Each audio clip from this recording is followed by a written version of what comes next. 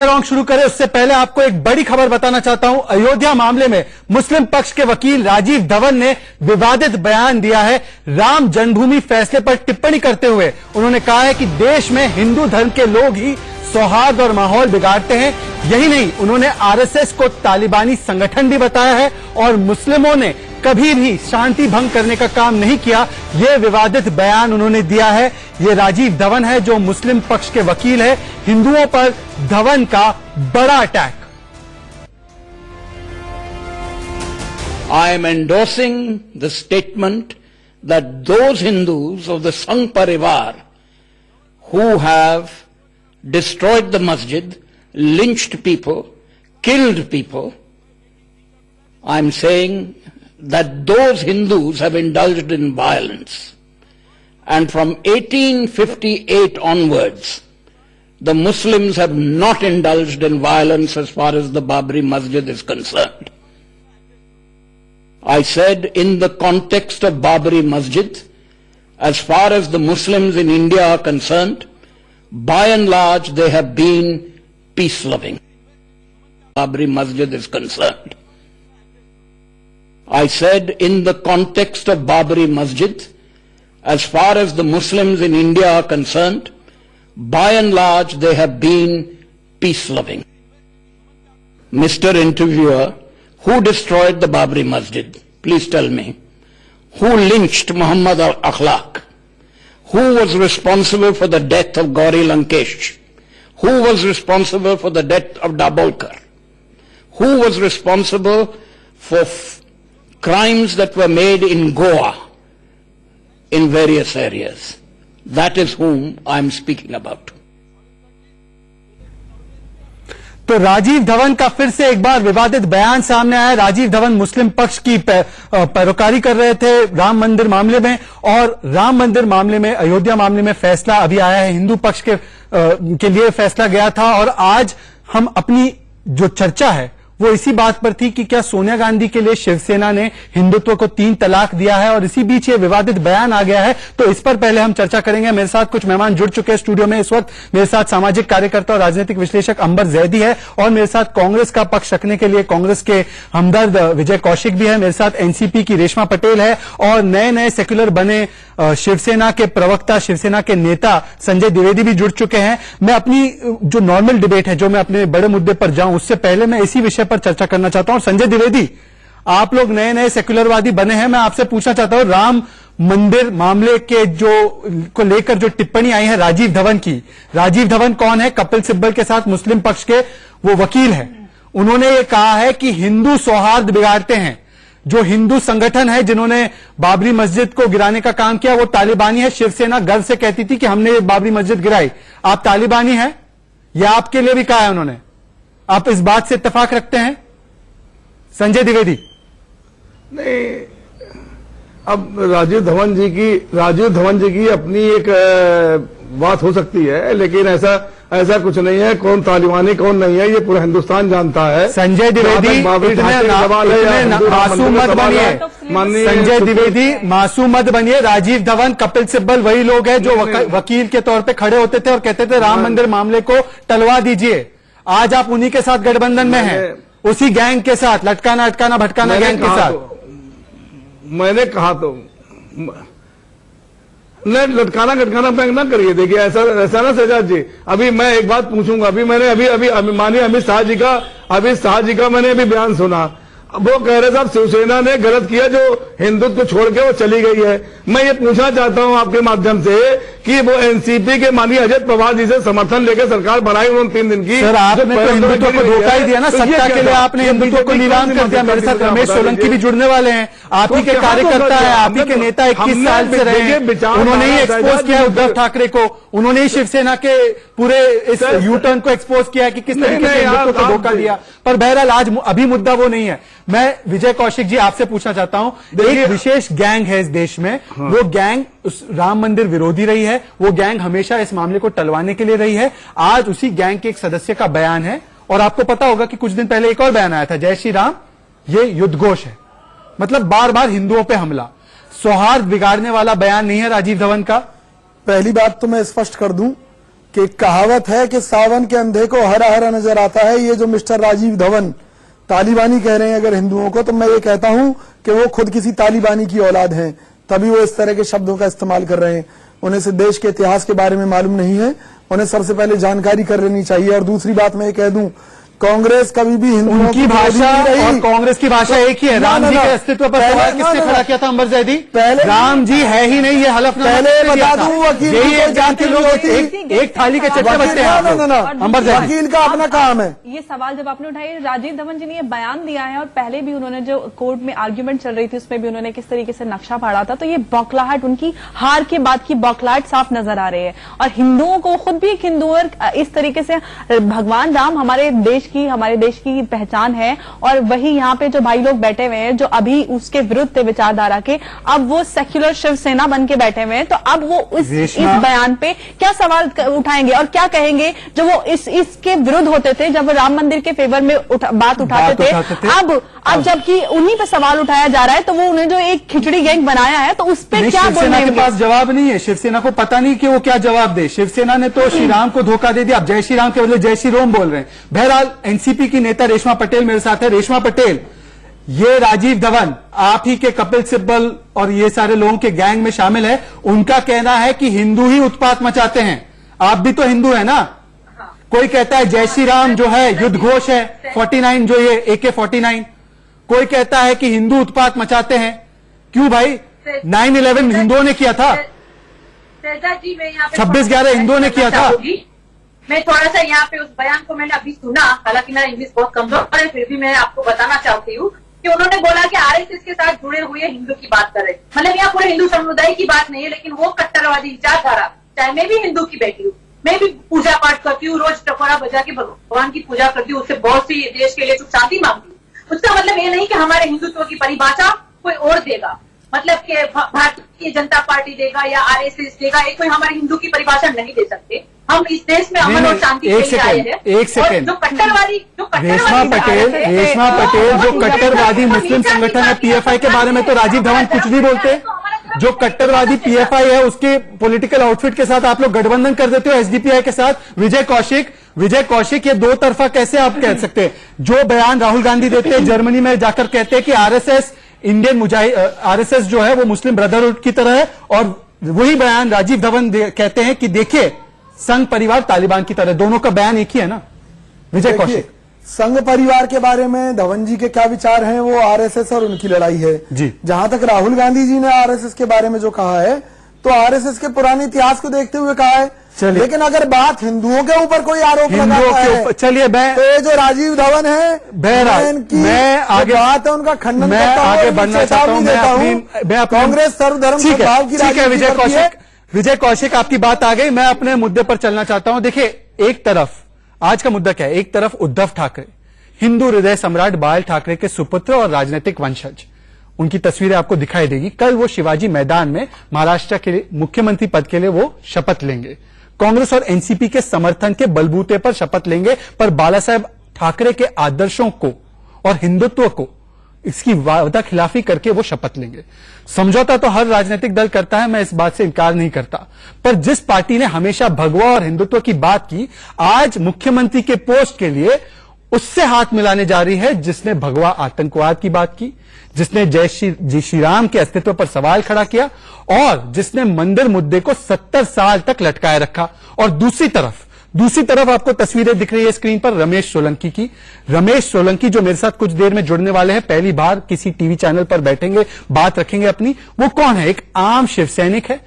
मात्र 12 साल की उम्र में उन्होंने बाला साहेब ठाकरे के आदर्शों पर चलने के लिए अपनी पूरी जिंदगी लगा दी। 21 साल तक वो शिवसेना में बिना पद के काम करते रहे।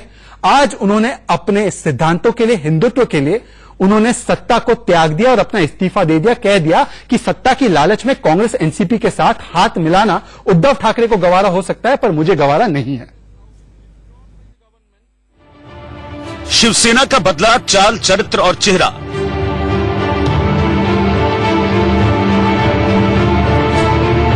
सत्ता के लिए हिंदुत्व को किया राम राम।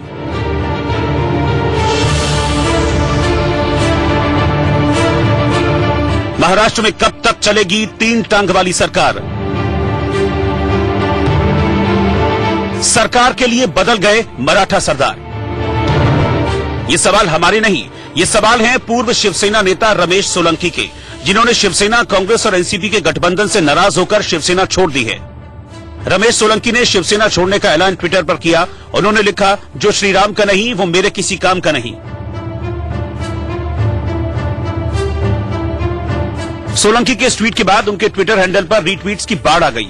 कई लोगों ने उनके फैसले का जोरदार समर्थन किया। पन्नालाल मेवाड़े नाम के शख्स ने शिवसेना पर निशाना साधते हुए लिखा कि सत्ता के लिए कुछ लोगों का हिंदुत्व कमजोर पड़ चुका है। एक शख्स ने तो सोलंकी से बीजेपी ज्वाइन करने की गुजारिश की।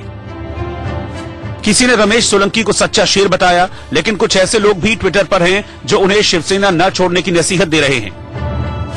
हालांकि राम के नाम पर शिवसेना का पहला विकेट ताजपोशी से पहले ही गिर चुका है, तो सवाल उठता है कि क्या शिवसेना को और बड़े झटके लगने वाले हैं? क्या हिंदुत्व के मुद्दे को तिलांजलि देने से शिवसेना को बड़ा नुकसान होगा? हिंदुत्व पर नरमी तब है जब पार्टी की नींव रखने वाले बाला साहेब हिंदुत्व के मुद्दे पर दहाड़ते रहे थे। कारण काँग्रेस पक्षामध्ये एवढे इतके आता चावायचे तरी कोणाला? त्या सोनिया गांधीच्या समोर तुमचा आमचा श्वास भगवा, तुमचा आमचा ध्यास भगवा, महाराष्ट्राच्या मातीचा इतिहास सुद्धा भगवा, म्हणूनच या मराठी मातीत पुन्हा भगवा इतिहास। हिंदुत्व न सिर्फ बाला साहेब के विचारों में झलकता था, उनके पहनावे में भी उसकी बानगी दिखती थी। माथे पर तिलक, गेरुआ वस्त्र और हाथों में रुद्राक्ष की माला।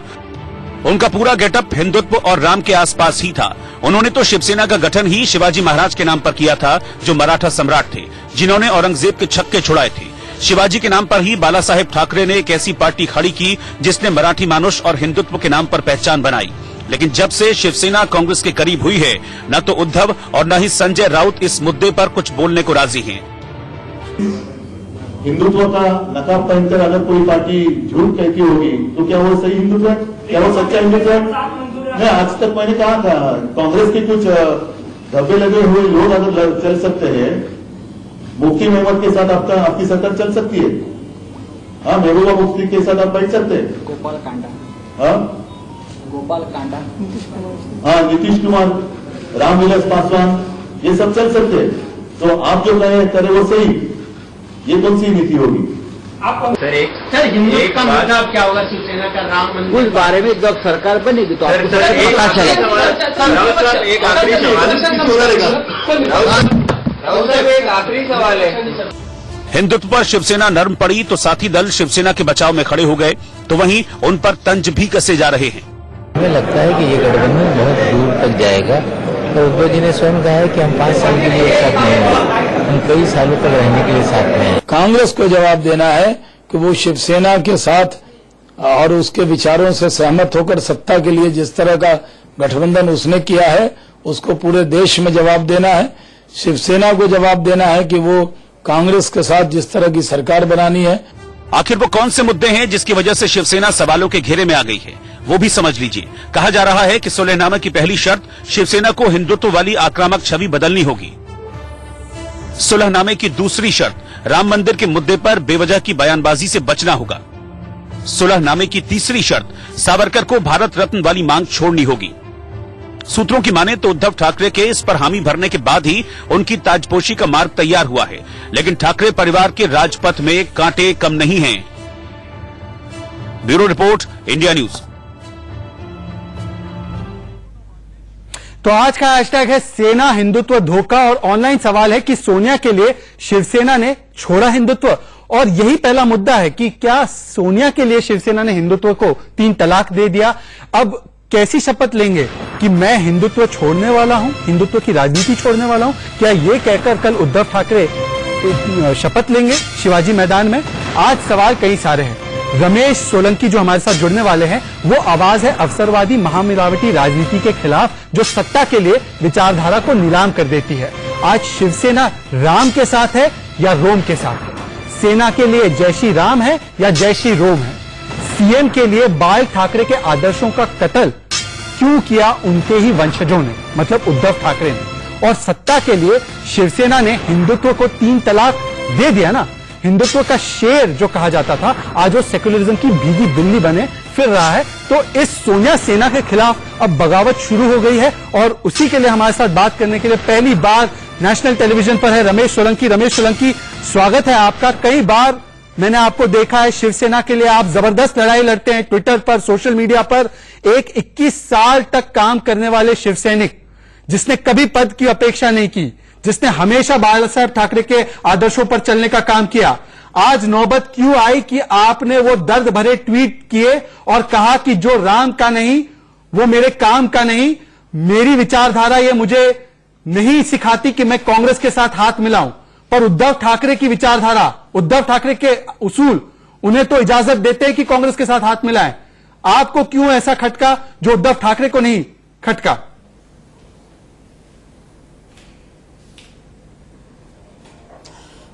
शहजाद, जैसे like you have described me like Twitter पे या सोशल मीडिया पे, मैं शिवसेना के लिए हमेशा लड़ता रहा हूं और हमेशा हिंदुत्व की बात की है। जब शिवसेना, बीजेपी या आरएसएस या कोई भी हिंदू संगठन को मैंने हमेशा डिफेंड किया है, क्योंकि ऐसा कोई आज तक रोल ही नहीं है हिंदुओं का कि जिसको आप डिफेम करो। एंड लाइक मैंने बाला साहब को देख के, जब मैं 12 साल का था, मुंबई राइट्स हुए थे, तब जब मैंने मुंबई छोड़ा था और बाला साहब की जो हिंदुत्ववादी आदर्श और उनकी आइडियोलॉजी, उनका जो करिश्मा था, वो देख के मैंने तब डिसाइड कर लिया था कि मैं शिवसेना ज्वाइन करूंगा और मैं शिवसेना कभी छोड़ूंगा नहीं। जी। जब 98 में मैंने स्कूल पास किया तब मैंने शिवसेना ज्वाइन की, बीवीएस राज साहब के अंडर में। बीवीएस उनका जो करिश्मा था वो देख के मैंने तब डिसाइड कर लिया था कि मैं शिवसेना ज्वाइन करूंगा और मैं शिवसेना कभी छोड़ूंगा नहीं। जी। जब 98 में मैंने स्कूल पास किया तब मैंने शिवसेना ज्वाइन की, बीवीएस राज साहब के अंडर में बीवीएस ज्वाइन की थी। और उसके बाद मेरा जो जर्नी शुरू है शिवसेना से वो कंटिन्यूस है। मुझे अलग अलग पद मिले, अलग अलग पोस्ट, अलग अलग कैपेसिटी में मैंने काम किया है। फिर एक टाइम आया कि मैं सोशल मीडिया पे आया और सोशल मीडिया का काम भी संभालने लगा। हमारी टीम थी, हमारे लीडर जो साथ में रह के काम करते थे। जी रमेश, आपने जो सेना के लिए काम किया ये सबको पता है, पर मैं आपसे आज सवाल क्या पूछा हूं? मैं सवाल ये पूछ रहा हूं कि क्या आज बाला साहब ठाकरे जिंदा होते, अगर वो देख रहे होते कि क्या हो रहा है, कल शिवाजी मैदान में सवाल वही है कि तो क्या आपको लगता है कि बाला साहब ठाकरे आज सबसे निराश व्यक्ति होते? कहीं ना कहीं उनके आदर्शों का कत्ल करके कल ये शपथ समारोह होगा शिवाजी मैदान में?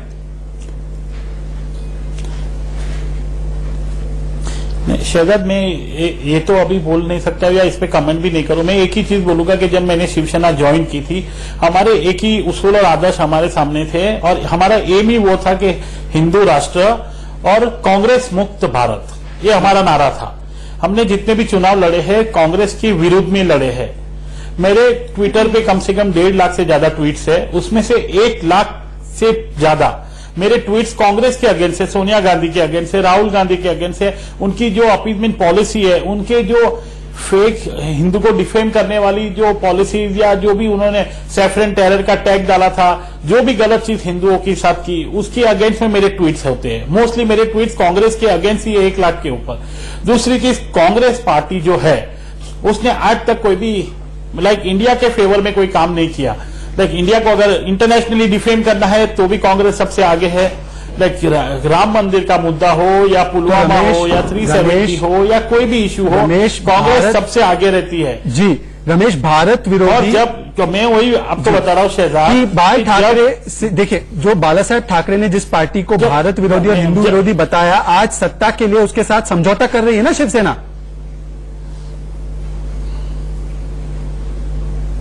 तो शहजाद, उसमें समझौता या कॉम्प्रोमाइज के ऊपर मैं तो बात नहीं करूँ, क्योंकि ना वो पार्टी मेरी बनाई हुई है, ना I am a leader of the party. और आपने पार्टी तो इसीलिए छोड़ी ना क्योंकि आपको लगता है कि हिंदुत्व का वो, but I as a individual. जी क्योंकि मैं वही बोल रहा हूँ कि एज ए इंडिविजुअल मेरे कॉन्शियस को एक कभी गवारा नहीं होगा कि मैं कांग्रेस के लिए कांग्रेस की तारीफ करूं या कांग्रेस को जस्टिफाई करूं। क्योंकि लास्ट जब पाकिस्तान ने कांग्रेस के प्रूफ दिए थे कि कांग्रेस बोल रही है कि ये अटैक, पुलवामा का अटैक और XYZ, जो कांग्रेस के बयान थे वो पाकिस्तान ने इंटरनेशनल UN में जाके रखे। तब मैंने ट्विटर पे कसम खाई थी और मैंने बाकी लोगों को भी कसम खिलाई थी कि मैं महादेव की कसम खाता हूं कि मैं पूरी लाइफ कांग्रेस को वोट नहीं दूंगा। ठीक है, तो आपको वो कसम पे मैं अटल हूं। मैं जब तक जीऊंगा मैं कांग्रेस को वोट भी नहीं दूंगा और ना उसके साथ काम करूंगा।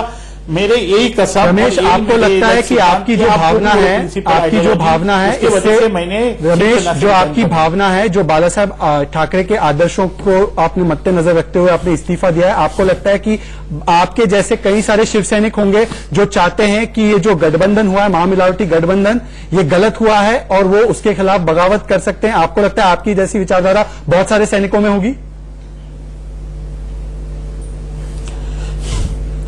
शेखर, टू बी ऑनेस्ट, मैंने मेरे इंडिविजुअल फैसला लिया था। मैंने ये 15-20 दिन में किसी भी सैनिक से भी बात नहीं की, क्योंकि मुझे खुद को एक कांग्रेस के नाम से घुटन हो रही थी। मुझे पार्टी फोड़ना या पार्टी को तोड़ने की मेरे नियत नहीं थी, तो मैंने किसी से भी, तो I have no idea what is going in. चलिए संजय, मैं समझता हूं, मेरे जो दिमाग में या मेरे आपने जो आया था, इस पार्टी को वो स्टेप मैंने लिया। मैं समझता हूं आपने 21 साल इस पार्टी को दिए हैं, तो आप शायद उस तरीके से तीखे लहजे में नहीं बोलना चाहते और ये आपका बड़प्पन है। पर संजय द्विवेदी, एनसीपी के नवाब मलिक, आपके नए नए साथी, कहते हैं कि शिवसेना तो कभी भी हिंदुत्व की पार्टी नहीं थी, हिंदुओं की पार्टी नहीं थी, किसी धर्म की पार्टी नहीं थी। ये तो बीजेपी के इस चक्कर में बुरी बन गई। मतलब आपने कभी भी आज तक हिंदुत्व की वकालत नहीं की। शहजाद जी, मैं अपने मोबाइल से एक फोटो आपको दिखा रहा हूं, माननीय बाला साहब ठाकरे के साथ में है। आप देखिए मेरे मोबाइल में, बहुत पुरानी फोटो है। मैं 90 से संगठन में जुड़ा हुआ व्यक्ति हूं, मैं भी नया नहीं हूं। आप देखिए फोटो, देखिए, अगर आप देख सकते हो। मैं जानता हूं संजय द्विवेदी, आप बहुत पुराने सैनिक है, पर देखिए जरा फोटो पे, इसको करो जरा सा। एक मिनट, मैं बताऊं, मुझे जवाब ये दीजिए कि क्या सोनिया गांधी के लिए शिवसैनिकों ने हिंदुत्व को गिरवी रख दिया? बहुत इंपॉर्टेंट मैटर है ये मैटर बहुत इंपॉर्टेंट है, ये आप समझ लीजिए। इस पे बोलना अति आवश्यक है। शहजाद जी, इसलिए जवाब पे आइए संजय द्विवेदी। मैं इनकी बात का जवाब देता हूं, सोलंकी जी का। इनकी बात का मैं ये देखिए, मैंने अपने फोटो की हुई है। सर, आपकी फोटो आ गई। अब आप मुझे बताइए कि एनसीपी नहीं मिला, मैं बाला साहब ठाकरे से मान्य। ठीक है, मैं आपसे क्या पूछ रहा हूं, आप मेरी बातों का जवाब देंगे। नवाब मलिक कहते हैं, पूरी बता संजय द्विवेदी, यहाँ पे भाषण का मंच नहीं है, ये शिवाजी पार्क नहीं है। मैं सुन लीजिए, आप मेरे सवाल का जवाब देंगे ना सर? मैं आपसे क्या सवाल पूछ रहा हूं, मेरा सवाल सुनिए, जवाब दीजिए। मैं तो आपको बताने जा रहा हूं कि मैं भाषण। ठीक है, मेरा सवाल यह है कि नवाब मलिक कहते हैं कि आपने कभी भी किसी एक जो हिंदुत्व की विचारधारा है वो आपकी विचारधारा नहीं थी, ये तो बीजेपी के चक्कर में आप बिगड़ गए। उनका ये बयान है, कल का बयान है।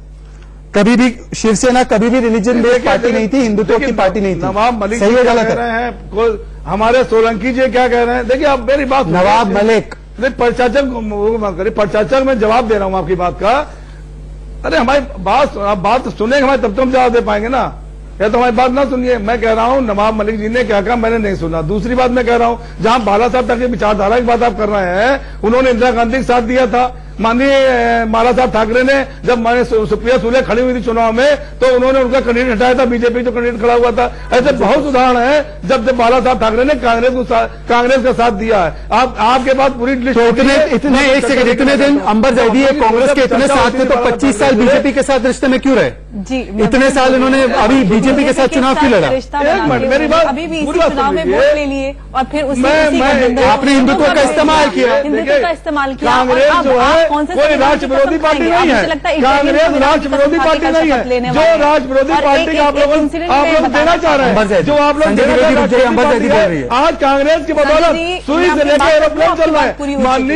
माननीय एक बार रुक जाइए, एक बार पूरी कीजिए, मेरी एक बात सुन लीजिए, फिर मैं बात करता हूँ। आप सोनिया गांधी की बात करते हैं, वो आज सांसद हैं, वो प्रधानमंत्री बन सकती थी, बाला साहब ठाकरे के लिए क्या बोलते थे, विचारों के क्या थे, वो आपको शायद याद नहीं है। बाला साहब ठाकरे के विचार सोनिया गांधी जी के लिए क्या थे, आपको शायद याद नहीं, आप भूल चुके हैं। आप रोम के हो चुके हैं, रोम की कसम खा के खाएंगे।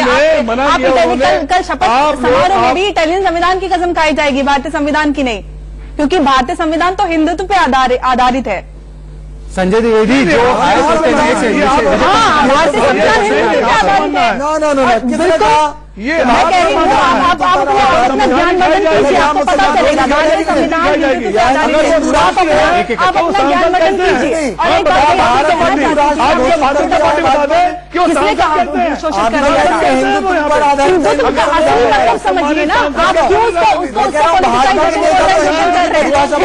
परिभाषा आप परिभाषा ज्यादा बेहतर समझते हैं। कल्चरली लेकिन आप धर्म का हिंदू है, आपको ज्यादा बेहतर समझ में आता होगा हिंदुत्व क्या है। आपके हिसाब से हिंदुत्व आतंकवाद है, आपके हिसाब से हिंदुत्व आतंकवाद है, आपके हिसाब से हिंदुत्व आतंकवाद है क्या? एक सेकंड मेरे साथ अनिला सिंह, बीजेपी की राष्ट्रीय प्रवक्ता अनिला सिंह जुड़ चुकी है। अनिला सिंह जी, सांसद है वो, अनिला सिंह जी, सवाल ये है, मेरी बात सुनिए। नहीं संजय द्विवेदी, मैं आपकी पूरी बात सुन लिया, मैंने आपकी पूरी बात सुन ली है। संजय द्विवेदी का फेडर कम कीजिए, मैं उनकी लगातार यहाँ पे हम तकरीर नहीं कर सकते, उनको छोटा सवाल पूछा जाएगा, छोटा जवाब देंगे। अनिला सिंह, क्या जैसे रमेश सोलंकी हमारे साथ है, रमेश सोलंकी वो है जिन्होंने इस्तीफा दे दिया क्योंकि उनको लगा कि ये महामिलावटी गठबंधन जो हो रहा है शिवसेना और कांग्रेस के बीच, वो उनको नागवार गुजरा। क्या आपको लगता है कि सोनिया गांधी के लिए शिवसेना ने हिंदुत्व को धोखा दिया है और वो बीजेपी के साथ भी रहे तो सिर्फ हिंदुत्व का इस्तेमाल करने के लिए?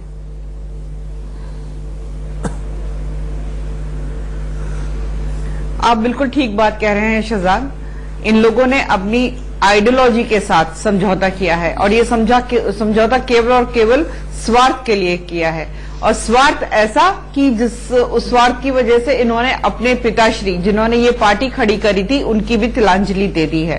देखिए, ऐसा है कि ये तीन दल इकट्ठा हुए हैं महाराष्ट्र में सरकार बनाने के लिए। मैं तो कहती हूँ #3 तिगाड़ा काम बिगाड़ा, और ये आइडियोलॉजी इतनी अपोजिट है, इतने विरोधात्मक है कि ये इकट्ठे कार्य कर ही नहीं सकते। मैं एक अंग्रेजी में मैं कल एक चैनल पे बैठी हुई थी तो मैंने ये बात कही कि now who is going to decide that who will be the shepherd. इन तीनों में शेफर्ड कौन होगा? शरद पवार जी होंगे या उद्धव ठाकरे मुख्यमंत्री के रूप में होंगे जो भेड़ों को इकट्ठा करके रहेगा? तो सीधी सी बात है, कोई कहीं जाएगा कोई कहीं जाएगा। और हिंदुत्व की अगर मैं बात करती हूँ कि ये उद्धव ठाकरे जी बहुत ऊंची ऊंची आवाज में बोल रहे थे ना, जरा फैसला आ जाने दो राम मंदिर पे, सबसे पहले हम पहुंचेंगे, वहां पे मंदिर बनना चाहिए। अब क्यों सांप सूख गया क्या? किसको खुश करने के लिए चुप होकर बैठे हुए हैं? उन लोगों के लिए बैठे हुए हैं जो कोर्ट में खड़े होकर कहते थे कि मंदिर बिल्कुल नहीं बनना चाहिए, हर तरीके का अड़ंगा लगाने के लिए तैयार बैठे रहते थे। और किया इन्होंने, अड़ंगा लगातार लगाते रहे, और आज उद्धव ठाकरे जाके उनके बगल में बैठ गए। संजय द्विवेदी, आपको शर्म आनी चाहिए कि आपका वकील वही कपिल सिब्बल थे जिन्होंने कांग्रेस के लिए जिन्होंने खड़े होकर कहा कोर्ट में कि देखिए राम मंदिर का मामला चुनाव तक टलवा दीजिए, चुनाव के बाद टलवा दीजिए। आज उसी गैंग के एक और वकील राजीव धवन ने हिंदुओं के बारे में क्या कहा, मैंने आपको बताया। राम मंदिर का मुद्दा हटा दिया था, तब आप कहाँ गए थे? संजय द्विवेदी, सवाल आपसे बात है कि जो सुप्रीम कोर्ट फैसला करेगी वो हमारे मानेंगे उसको हम। संजय द्विवेदी, आप मुझे एक बात बता सकते हैं, कपिल सिब्बल वही वकील नहीं माना ना, सुप्रीम कोर्ट ने फैसला कर दिया ना।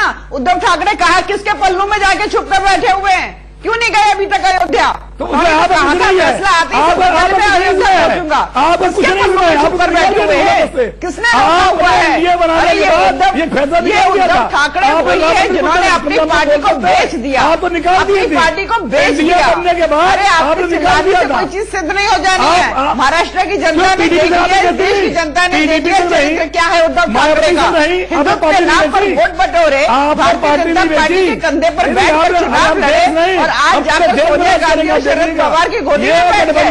आने वाले दिनों में अपने थाली में खाते हैं, उसी में छेद करते हैं। पूरे हिंदुओं की भावनाओं के मन में जो छेद किया है वो कभी नहीं भर पाएगा। उद्धव ठाकरे को आगे आने वाले समय पर उत्तर देना पड़ेगा। और जो श्राप दिया है, जो श्राप दिया है, उन लोगों ने जिन लोगों ने इनको वोट दिया था। रमेश सोलंकी, शिवसेना ने हमेशा की बात की है, और शिवसेना के लिए वीर सावरकर की क्या अहमियत थी ये हम सब जानते हैं। क्या आपको लगता है कि आज की शिवसेना जिसने कांग्रेस के साथ और एनसीपी के साथ गठबंधन किया है, क्या वो वीर सावरकर के लिए भारत रत्न मांगेगी? क्या ये शिवसेना यूनिफॉर्म सिविल कोड की वकालत करेगी? क्या उद्धव ठाकरे की शिवसेना एनआरसी के मामले पर मुखर होकर बोलेगी महाराष्ट्र में एनआरसी हो? पहले रमेश शहजाद, एक चीज पहले तो बोलना चाहता हूँ कि जो भी पैनलिस्ट है ना वो थोड़ी अपनी भाषा का मर्यादा रखे। जी आप बोलिए। बड़े लीडर्स के बारे में गलत बातें बोलना इज नॉट सूटेबल। और ये डिबेट में जो चिल्ला रहे हैं, दिस इज अ ठीक है रमेश, आप पर आप इस मुद्दे पर बात अपने रखिए। पॉइंट्स रखिए। एक चीज जो शिवसेना करने, नहीं शहजाद, मैं एक चीज बोलता हूं, मैं एक चीज आपको क्लियर करके बोलता हूं कि जो आप पूछ रहे सवाल वो फ्यूचर के सवाल है, और मैं कोई ज्योतिषी तो हूं नहीं कि शिवसेना क्या करेगी या उद्धव साहब इस पे क्या डिसीजन लेंगे। ये जब डिसीजन लेंगे तब पता चलेगा। पर संजय द्विवेदी, आप क्लैरिटी तो दीजिए ना, हमें क्लैरिटी दीजिए। संजय द्विवेदी, आप हिंदुत्व ठीक है रमेश, मैं समझता हूं आपकी बात को। संजय द्विवेदी, रमेश जो कह रहे हैं वो बात सही है, पर मैं आपसे पूछना चाहता हूं, वीर सावरकर को भारत रत्न देना चाहिए कि नहीं देना चाहिए? मैं आपसे पूछना चाहता हूं।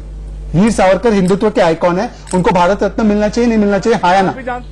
जानता हूं शिवसेना ने, मैंने मुझे आप लंबा चौड़ा भाषण मत दीजिए। वीर सावरकर भारत रत्न के लायक है या नहीं है, मुझे सिर्फ इतना बताइए। नहीं, मैं बताता हूँ आपको। नहीं, मुझे बताइए वीर सावरकर को भारत रत्न मिले या ना मिले, इसमें इतना क्या डिफिकल्ट है यार, मुझे बता दीजिए हाँ या ना। बाला साहब ठाकरे का शिवसैनिकों ने भारत रत्न मांगा। भारत रत्न जो होता है वो गृह मंत्री और मोदी। सर मुझे पता है कौन देता है कौन नहीं देता है, आज पहले मांग रहे हो, आज मांग रहे हो कि नहीं मांग रहे हो? अंबर जैदी इतना कतरा क्यों रहे संजय द्विवेदी? आज आप उनसे आउट ऑफ सिलेबस क्वेश्चन पूछे, जब से वो डिबेट ओपन हुई है तब से ही वो आप सवाल कुछ और होता है, जवाब कुछ और होता है।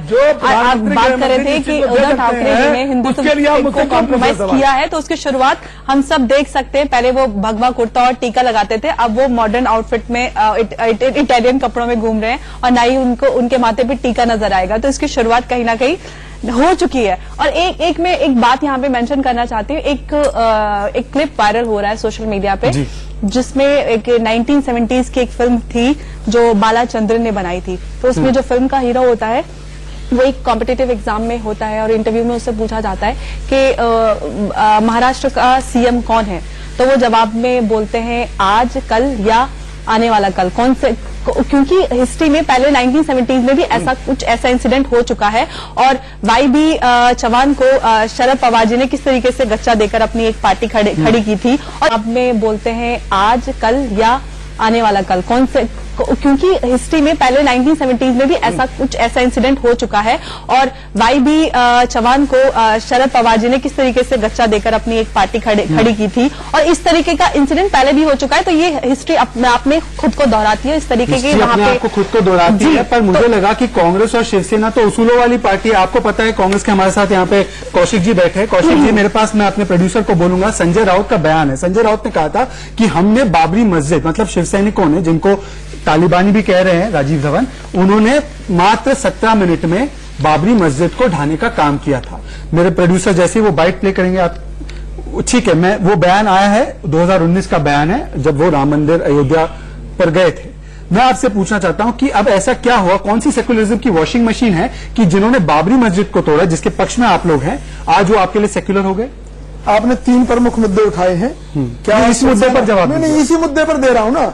बाबरी मस्जिद को गिराने वाले सेक्युलर है कि जो हमारी जो डील हुई है, चित्र वो हिंदुत्व को छोड़ने के राहुल गांधी ने कर दिया शिवसेना के साथ। तो पहली बात मैं ये बता दूं, कांग्रेस का सीधा सा एजेंडा है कि शिवसेना को अपना हिंदुत्व छोड़ने की जरूरत नहीं है, बल्कि हिंदुत्व के साथ साथ सभी धर्मों के लोगों के हितों का ध्यान रखने के लिए। आप क्या कह रहे हैं? आप कह रहे हैं हिंदुत्व छोड़ना होगा शिवसेना को? नहीं, आपने अभी कहा हिंदुत्व छोड़ना होगा, मतलब कि जो भगवा शेर है उसके ऊपर लीपापोती, लीपापोती कर दी ना आपने, हरा और सफेद करवा दिया।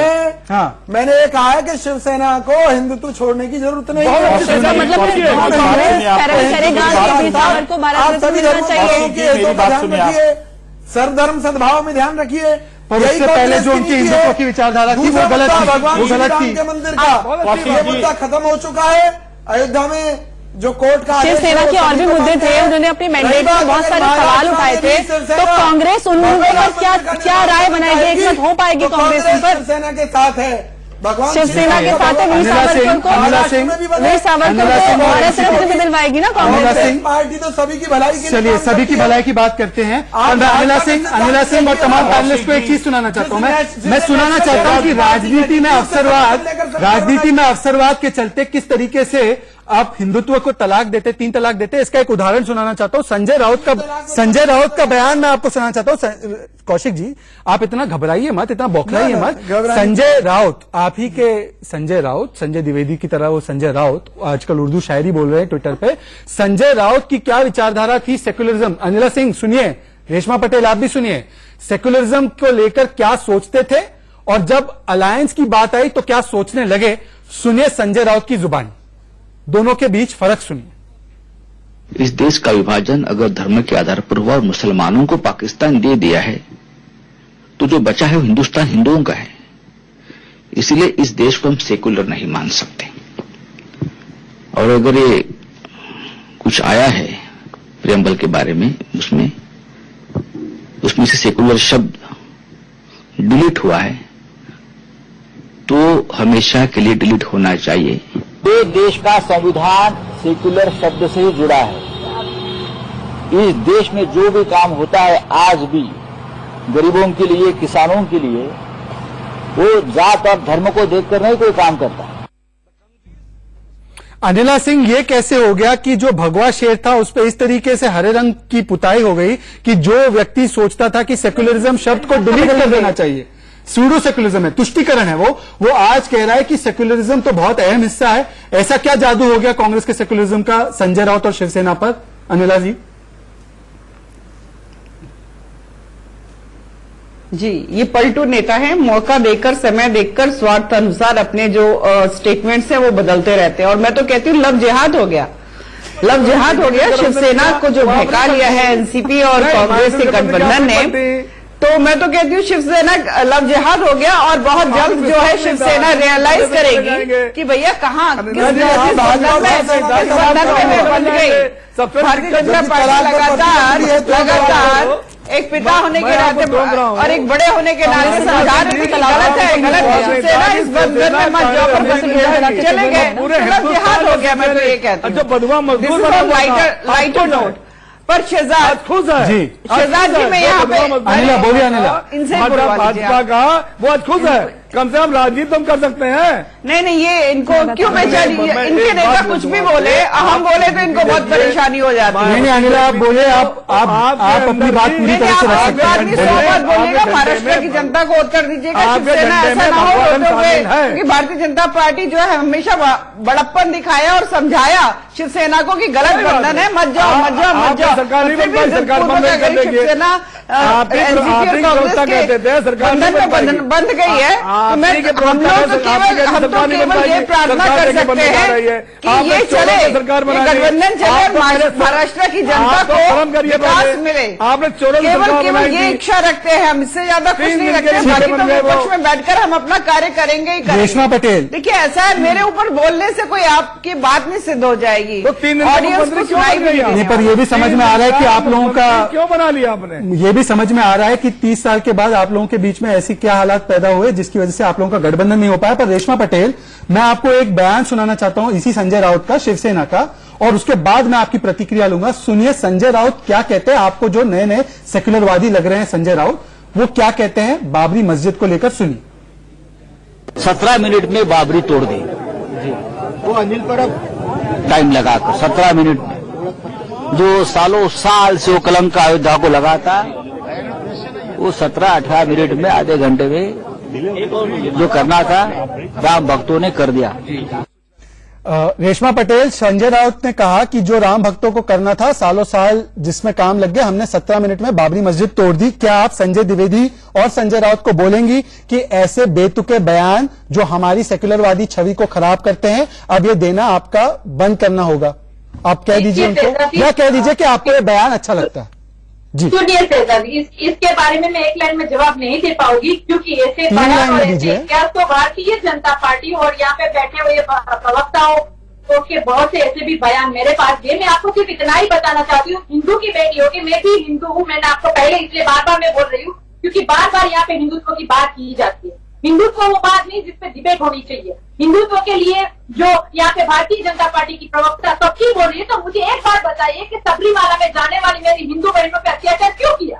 क्यों नहीं जाने रेशमा पटेल, ऐसा है ना, देखिए मेरा सवाल आप समझ नहीं पा रही है, जानकर भी आप नासमझ बन रही है। मेरा सवाल क्या है रेशमा, मैं आपको आप ही से पूछ रहा हूँ रेशमा। राम मंदिर के लिए यहाँ पे किया रेशमा, देने के लिए राम मंदिर को इतना रेशमा, बढ़ाया, इतना कराया, रेशमा, क्योंकि रेशमा, मेरे राम भगवान रेशमा, किसी के मोहताज नहीं है। ठीक है। मैं बीजेपी रेशमा, के मेरा खिलाफ सवाल क्या है? बताना चाहती मेरा हूँ सवाल कि सुनिए ना। आपकी वजह से मेरे राम रेशमा, भगवान का मंदिर नहीं बनेगा। रेशमा, मेरे राम भगवान हर कण कण ठीक में है। रेशमा, मेरा सवाल सुनिए। मेरा हिंदुत्व दिखाता है। ठीक है रेशमा, मेरा सवाल सुनिए। मेरा हिंदुत्व रेशमा जी, मेरा सवाल सुनेंगे आप? तो यहाँ पे ठीक है रेशमा, मेरा सवाल सुनना होगा आपको।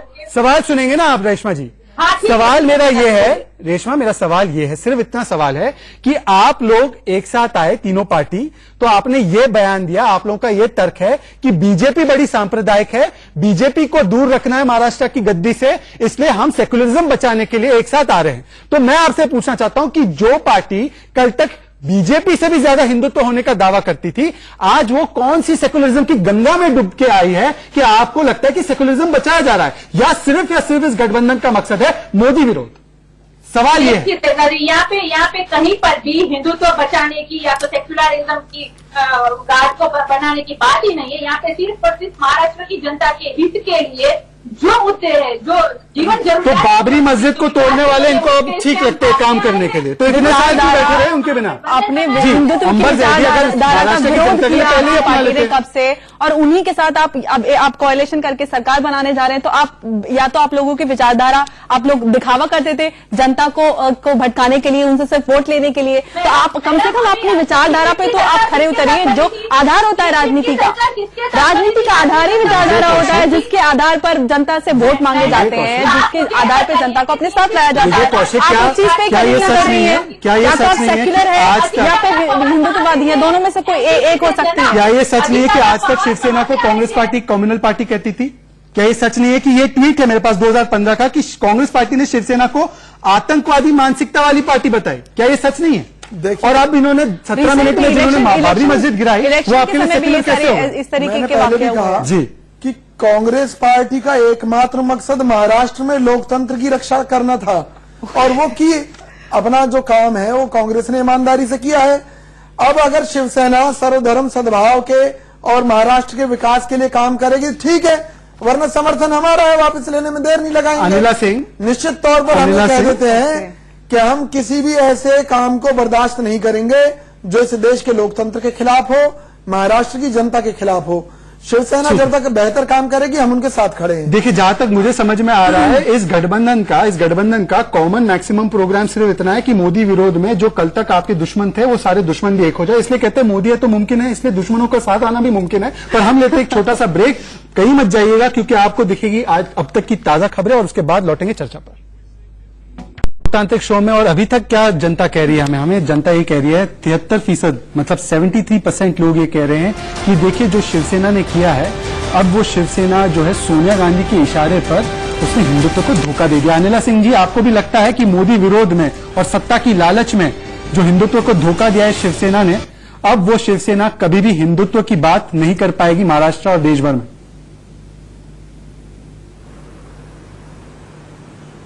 जी देखिए शहजाद जी, जब भी कोई बालक अपनी माँ के गर्भ से जन्म लेता है तो उसके साथ साथ वो एक संस्कृति के गर्भ से भी जन्म लेता है, और उसी संस्कृति में वो पाला पोसा जाता है, उसके रग रग में वो बसी हुई होती है। और यही शिवसेना के साथ हुआ है।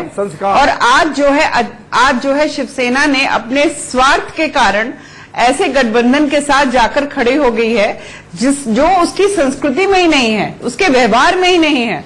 कांग्रेस और एनसीपी तो साथ खड़े, साथ चुनाव लड़ा उन्होंने, वो साथ खड़े हुए हैं। शिवसेना और बीजेपी ने साथ चुनाव लड़ा, और आज शिवसेना जो है अलग जाकर एनसीपी और कांग्रेस के साथ चले गए। उनकी संस्कृति अलग है, उनके थॉट्स, बिलीफ सब कुछ अलग है, वैल्यूज बिल्कुल अलग है। तो जो एक पार्टी जो है बिल्कुल रची बसी थी हिंदुत्व को लेकर, और आज जो है वो दूसरी भाषा बोल रही है। उपदेश नहीं। देखिए, बाबा साहेब ठाकरे के समय पर अनिला जी को वहीं खड़े हुए हैं। हम तो कहते बिल्कुल ठीक किया, एनआरसी बिल्कुल ठीक है, मेरे पास आज के लिए समय, यूनिवर्सल सिविल कोड बिल्कुल आना चाहिए। हम तो सारी बातें बाला साहेब ठाकरे कह रहे के हैं और जमाने कहते में, रहेंगे। ठीक है, बाला साहेब ठाकरे के जमाने में विचारधारा का दौर था, अब सत्ताधारा का दौर है। मतलब सत्ता के लिए आपने हिंदुत्व के साथ भी समझौता कर दिया और जनता आपसे जाहिर सी बातें पूछेगी कि आपका क्या स्टैंड रहेगा राम मंदिर पर, एनआरसी पर, 370 पर, जो आपके की मुद्दे होते थे यूसीसी पर, यूनिफॉर्म सिविल कोड पर।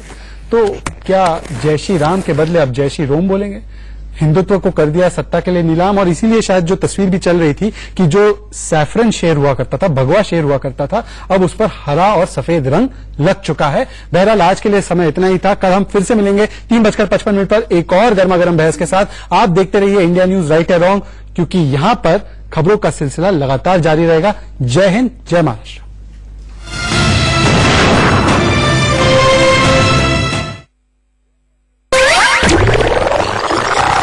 तीखी